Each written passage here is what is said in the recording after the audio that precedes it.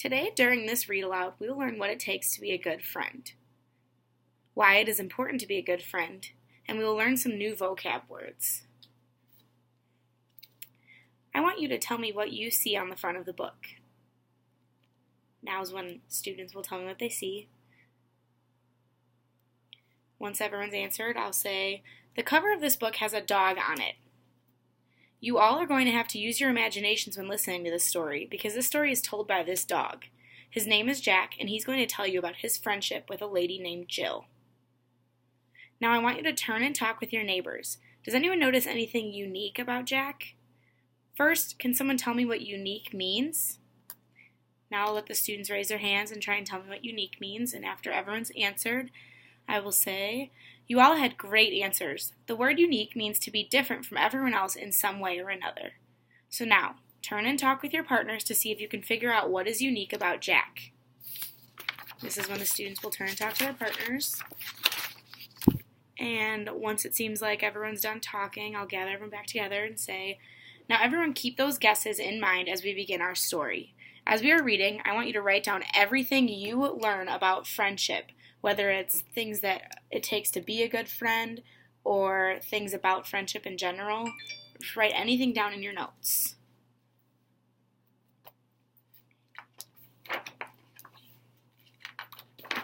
Jack and Jill, the miracle dog with a happy tale to tell.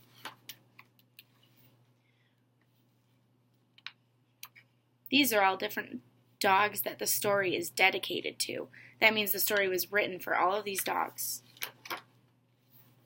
Once upon a time, when I was just a puppy, only a few weeks old and much too little to be out on my own, I found myself on a very scary street. I was hungry and tired and all alone, but then something very lucky happened. I wound up at just the right doorstep. There, I met the special person who would become my mom for life.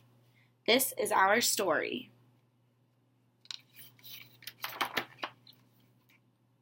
When my mom first named me Jack, I thought, okay, it's short and cute like me.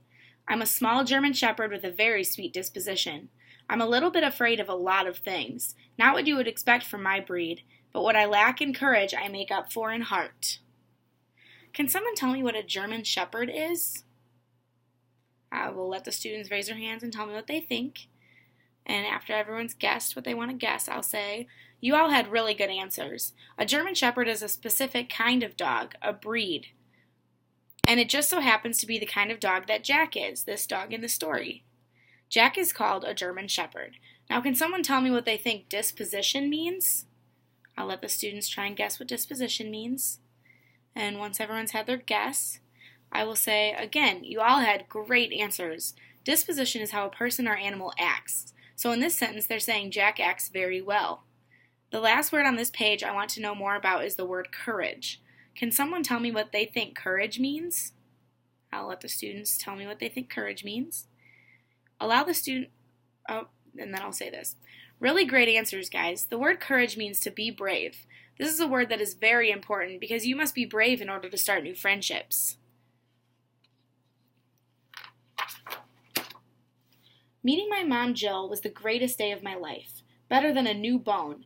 She picked me up all scruffy and dirty and kissed me all over my face. I remember thinking, what is she doing? I just knew she was someone with a big smile, a warm lap, and a bowl of the best food I'd ever tasted. Jill was the first one to show me love and kindness, and I wasn't even housebroken. Housebroken means to be potty trained, so you know to go potty outside if you're a dog. This page mentioned a lot of important things you must do and have in order to be a good friend. Just a reminder to write down anything you learn about friendship when you hear it. I thought it was going to be just the two of us, but boy, was I wrong. Woof, woof. Two big, scary, and extremely loud dogs came thundering at me. Hampton and Shiner were already part of my mom's family.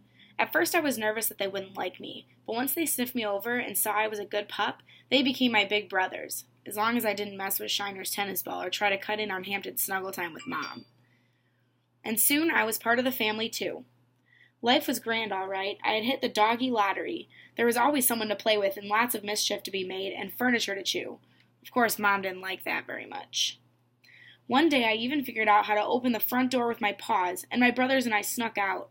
When Mom caught us, she tried to act stern, She tried to act stern, but she never could stay mad at any of us. I was spoiled, but I wasn't the baby of the family for long. Soon, Mom brought home Sweet Pea and Buckaroo, then a yappy little dog named CJ. Man, she gave me a headache. And finally, Petey. Wow, Petey had the biggest head I'd ever seen, but he was very sweet and gentle. Now I got to be the big brother, and I took care of him the way Hampton and Shiner had taken care of me. Just when I thought it couldn't get any better, Mom bought a farm.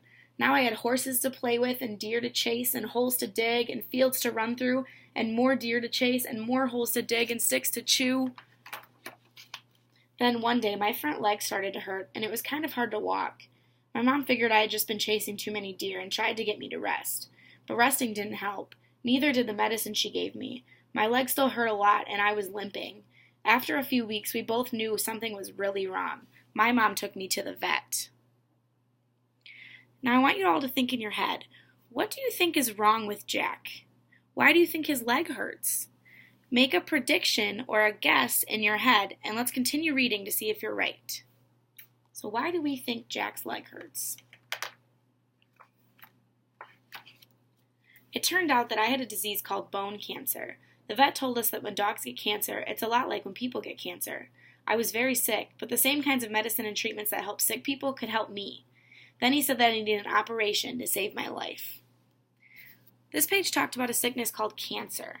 Cancer is a disease that can make people very sick and sometimes sad, and this is what happened to Jack.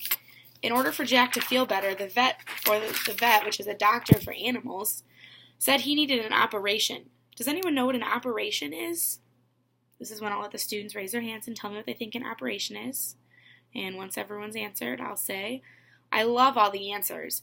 An operation is when something a vet does to repair an animal when they are broken or sick. The vet is going to fix Jack's leg so he can be happy and not sick anymore.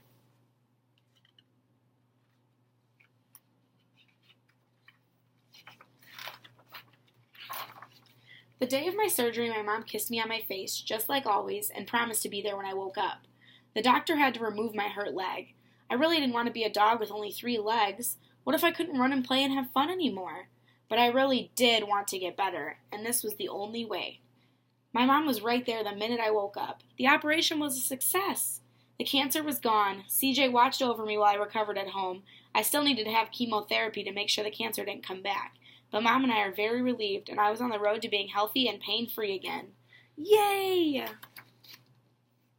At first it felt really funny having only one front paw. To make it easier, my mom made sure I got lots of extra treats and kisses for being such a trooper. I had to learn to walk all over again. Actually, it's more like hopping, but it got easier the more I practiced.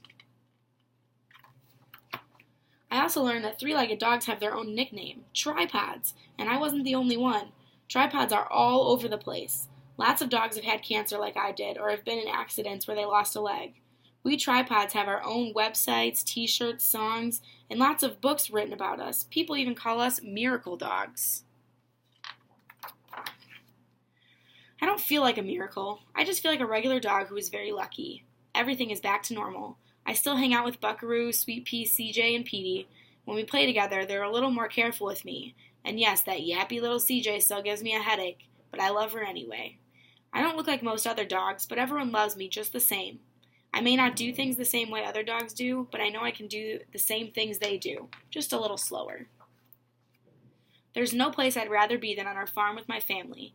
Now that I only have 3 legs, do you know what I love to do best? Play with the horses, chase deer, dig holes, run through the fields, chase some more deer, dig more holes, chew sticks. Life is still grand, all right. In fact, I've even become somewhat of a celebrity. I'm the ambassador of hope for animal cancer. Here is my potograph. The end. Can anyone tell me what makes Jack unique? We talked about what the word means at the beginning of the story. What makes Jack different than his dog friends? I'll let the students answer, and then I'll say, great job. Now I want you to turn and talk again, but this time you're going to have much more time than the first time. I want you to talk with your partner about what it means to be a good friend and what friendship means to you. Use examples from the book that you wrote down during the story. This is when I'll let the students turn and talk, and I'll give them a lot of time. And once it seems like everyone's been talking for a long time, I will allow them to share with the whole class if they would like to. And once everyone seems to be done sharing that wants to share, I will say, we learned a lot of different things through reading this book. We learned what friendship means, what it takes to be a good friend. We learned about a disease called cancer, and we learned that friendships are not just between humans. Humans can be friends with their pets, and pets can be friends with other pets. It is important to know that whenever you read a book, you should learn something. If you read a book in school, you should learn something about it, and if you read a book at home, you should also learn something. Every book has some sort of meaning. It may not always be about friendship, but every book is more than just words and pictures put on a page. I want you to always try and figure out the meaning of a book when you're reading it.